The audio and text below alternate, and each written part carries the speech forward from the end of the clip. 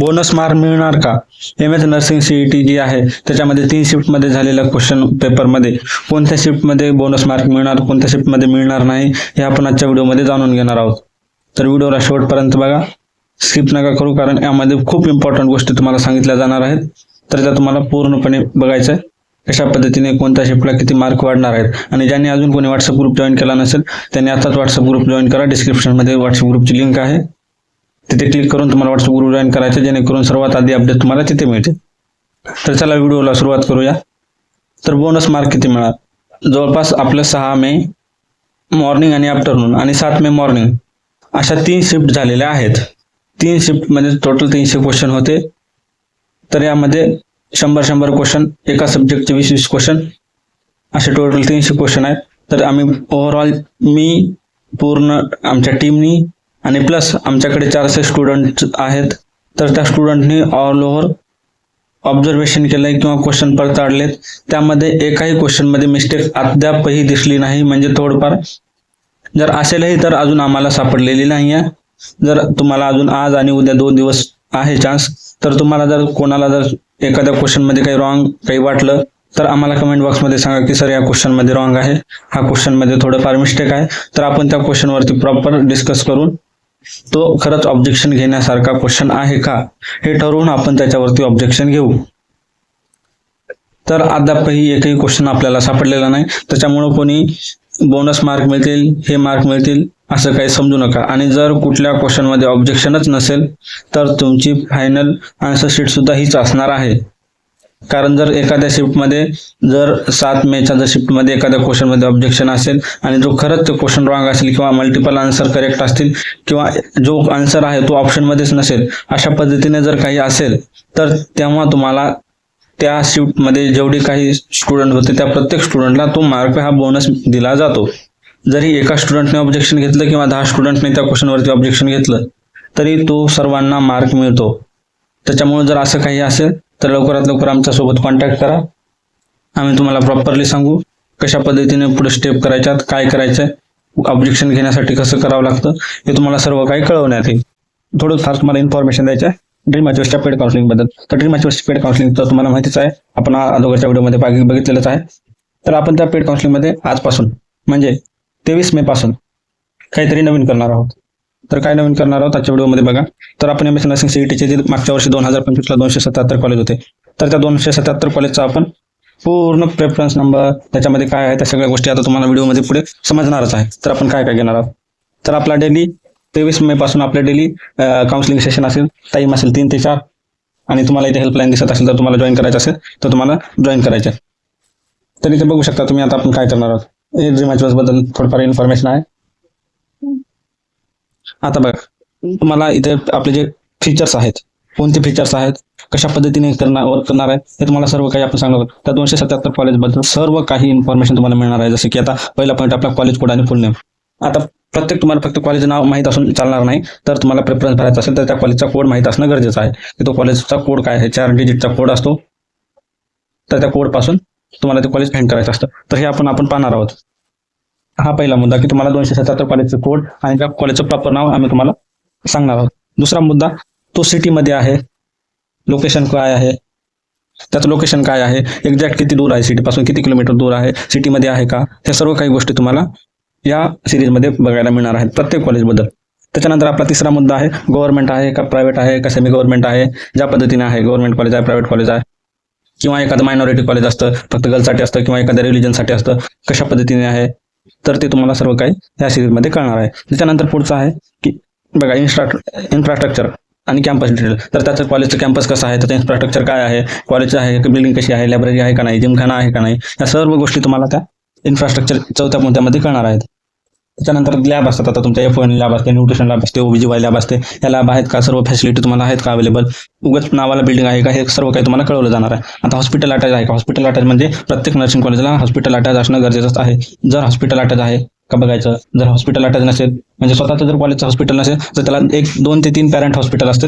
Parent hospital म्हणजे एखादं college आहे त्या कॉलेजला अटॅच असणारे हॉस्पिटल म्हणजे त्याला पॅरेंट हॉस्पिटल असं बोललं जातं. मग तो हॉस्पिटल किती बेडचा आहे तर हेही तुम्हाला सांगितलं जाईल त्या सिरीजमध्ये.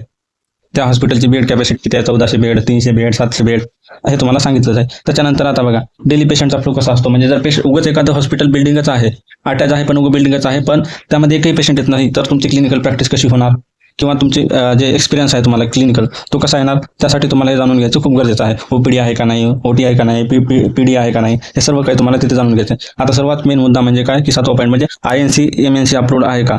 INC म्हणजे इंडियन नर्सिंग काउन्सिलनं त्या कॉलेजला अप्रुव्हल दिलेला आहे का, किंवा MNC महाराष्ट्र नर्सिंग काउन्सिलनं त्या कॉलेजला अप्रुव्हल दिलेला आहे का. जर अप्रुव्हल असेल तरच त्या कॉलेजमध्ये तुम्हाला डिग्री झाल्याच्या नंतर मान्यता असते, नाहीतर त्या डिग्रीला तुमचा काही मतलब नसतो. तर तुम्हाला INC आणि MNC अप्रूव्ह असणारेच कॉलेज सिलेक्ट करायचे आहेत. 8वा पॉईंट आहे युनिव्हर्सिटी ॲफिलिएटेड. आता सगळ्यांना माहिती आहे की नाशिक MUHS म्हणजेच Maharashtra university of health science MUHS university पूर्ण मेडिकल कॉलेजसाठी काम करत असते. तर तुम्हाला ह्या युनिव्हर्सिटी अंडरचेच कॉलेज सिलेक्ट करायचे आहेत.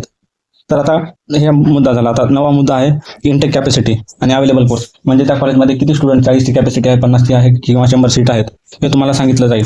आणि अवेलेबल कोर्स म्हणजे त्या कॉलेजमध्ये ANM, JNM, BSc nursing, paramedical असे कोणते कोर्स आहेत हेही सुद्धा तुम्हाला त्या ह्याच्यामध्ये सांगितलं जाईल.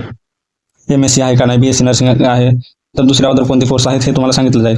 10वा पॉईंट आहे हॉस्टेल आणि मेस फॅसिलिटी. आता काही कॉलेजला हॉस्टेल असतात तर काही कॉलेजला नसतात. आणि सर्वात मोठी इथे की गर्ल्ससाठी हॉस्टेल आहे का. जर तुम्ही घरापासून जर दूर राहत असाल पुणे मुंबई सिटीमध्ये, तर त्या कॉलेजला गर्ल्स हॉस्टेल आहे का हे जाणून घ्यायचे तुम्हाला. किंवा मेस फॅसिलिटी आहे का, जर मेस बाहेर असेल तर किती डिस्टन्सवर आहे, किती मीटरवर आहे.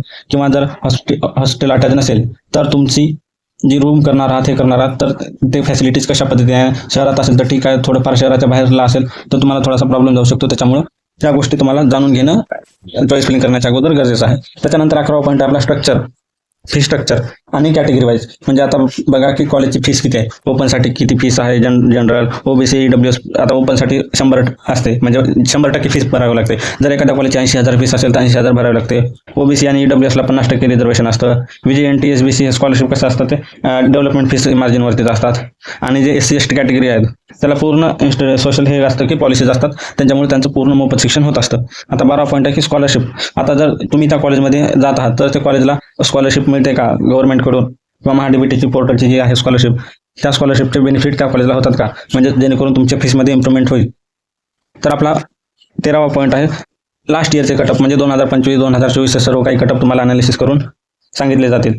2025, 23 असे सर्व काही तुम्हाला पहिल्या राऊंडपासून तिसऱ्या राऊंडपर्यंत सर्व काही कटअप तुम्हाला सांगितले जातील. हे आपल्या ह्याच्यामध्ये आहे. आणि 14वा पॉईंट म्हणजे मार्क वर्सेस कॉलेज प्रेडिक्शन. आता जर तुम्हाला एवढं मार्क आहेत किंवा एवढे पर्सेंटाइल आहेत, किती रँक आहेत, त्याच्यावरून तुम्हाला हे कॉलेज लागू शकतं का, हे सर्व काही तुम्ही सांगितलं जाईल. त्याच्यानंतर 15वा पॉईंट आहे कॉलेज रँक. आता 277 कॉलेज आहे, तर त्या कॉलेजचा महाराष्ट्रामध्ये कितवा रँक आहे, त्याच्या डिस्ट्रिक्टमध्ये कितवा नंबर आहे. जसं की आता जे कॉलेज आहे, जे कॉलेज महाराष्ट्रातलं टॉप कॉलेज आहे, त्याच्यानंतर जसं की बॉम्बे मेडिकल कॉलेज हे महाराष्ट्रामध्ये किती नंबरला येतं, तर मुंबईमध्ये किती नंबरला आहे. जसं की आता संभाजीनगरचं गव्हर्नमेंट कॉलेज महाराष्ट्राच्या टॉप 5 मध्ये येतं, पण बाकी डॉक्टर हेडगेवार किंवा कमलनयन बजाज हे त्या डिस्ट्रिक्टचे टॉप कॉलेज आहेत, तर हे ऑल महाराष्ट्रामध्ये किती रँकला आहेत हे सर्व काही तुम्हाला त्या सिरीजमध्ये सांगितलं जाईल. त्याच्यानंतर बेस्ट गव्हर्नमेंट कॉलेज आणि प्रायव्हेट कॉलेज कोणते, तुम्हाला त्या कॉलेजबद्दल की रेटिंग देऊन आपण सांगू की 5 पैकी या कॉलेजची इतकी रेटिंग आहे. जसे की आता काही स्टुडंट असतात GMC मुंबई, BJ, त्याच्यानंतर PCMC संभाजीनगर, यांची प्रायोरिटी जास्त असते गव्हर्नमेंटचे, तर टॉपचे प्रायव्हेट कॉलेज कोणते हेही तुम्हाला सांगितलं जाईल. त्याच्यानंतर कॅप राऊंड, ऑप्शन फॉर्म. जसं की कॅप राऊंड आणि ऑप्शन फॉर्ममध्ये तुम्हाला कसं गाईड करायचे, काय करायचं आहे, डॉक्युमेंट व्हेरिफिकेशन कशी असते. त्याच्यानंतर admission process step by step तुम्हाला कव्हर केली जाईल. आणि तुम्ही कोणत्या मिस्टेक अवॉइड केल्या ते तुम्हाला सांगितलं जाईल, जे की तुम्ही काउन्सिलिंगच्या ह्याच्यामध्ये करता. त्याच्यानंतर 21वा पॉईंट आहे की कॉलेज सिलेक्शन स्ट्रॅटेजी. आता उगाच सर माझा मित्र हा कॉलेज टाकतो म्हणून आपण इथे टाकायचं नसतं. आपल्या कॅटेगरीमध्ये किती सीट वॅकंट आहेत त्या अकॉर्डिंग तुम्हाला कॉलेज प्रेफरन्स भरावा लागतो. बेस्ट कॉलेज अकॉर्डिंग जर तुमच्या स्कोअरवरून तुमचं बेस्ट कॉलेज कोणतं आहे हे सुद्धा आपण सांगू शकतो की हां तुझा इतके मार्क आहे तर तुझ्या मार्कवरती हे कॉलेज तुझ्यासाठी बेस्ट आहे. तर असं तुम्हाला ओव्हरऑल हेच पॉईंट कव्हर केले जातील. अजून काही पॉईंट आहेत ते आपण पाहू. अशा पद्धतीने आपण सर्व 277 कॉलेजचं आपण हे बघणार आहोत. सर्व काही ही सिरीज होणार आहे आजपासून, म्हणजे 23 मे पासून स्टार्ट होणार आहे. हे सर्व काही फीचर्स तुम्हाला मिळतील. ज्यांनी अजून काउन्सिलिंग जॉईन केली नसेल त्यांनी काउन्सिलिंग जॉईन करा, म्हणजे जेणेकरून तुमचं नुकसान होणार नाही. तुम्हाला प्रत्येक कॉलेजबद्दल तुम्हाला प्रेफरन्स टाकण्या अगोदर इन्फॉर्मेशन असली पाहिजे. तर पूर्ण काही तुम्हाला कंप्लीट काउन्सिलिंगचं मार्गदर्शन ड्रीम मॅथ्स एवढं कोणी देणार नाही. त्याच्यामुळे अजून काउन्सिलिंग जॉईन केली नसेल त्यांनी आताच काउन्सिलिंग जॉईन करा. खाली दिलेल्या नंबरवरती कॉल करू शकता किंवा डिस्क्रिप्शनमध्ये तुम्हाला व्हॉट्सअप ग्रुपची लिंक आहे, त्या लिंक थ्रू तुम्ही जॉईन करा. म्हणजे तुम्हाला पूर्ण प्रॉपर गायडन्स मिळण्यासाठी, एक तुम्हाला महाराष्ट्रामधलं बेस्ट कॉलेज मिळण्यासाठी हे आमचे प्रयत्न आहेत. तर ज्यांनी जॉईन केलं नाही त्यांनी आता जॉईन करून ठेवा. बाकी पुढच्या ज्या रिझल्ट रिलेटेड किंवा आन्सर की रिलेटेड ज्या काही अपडेट असतील तुम्हाला आम्ही व्हिडिओमध्ये किंवा व्हॉट्सअप ग्रुपवरती लवकरात लवकर प्रोव्हाइड करण्याचा प्रयत्न करू.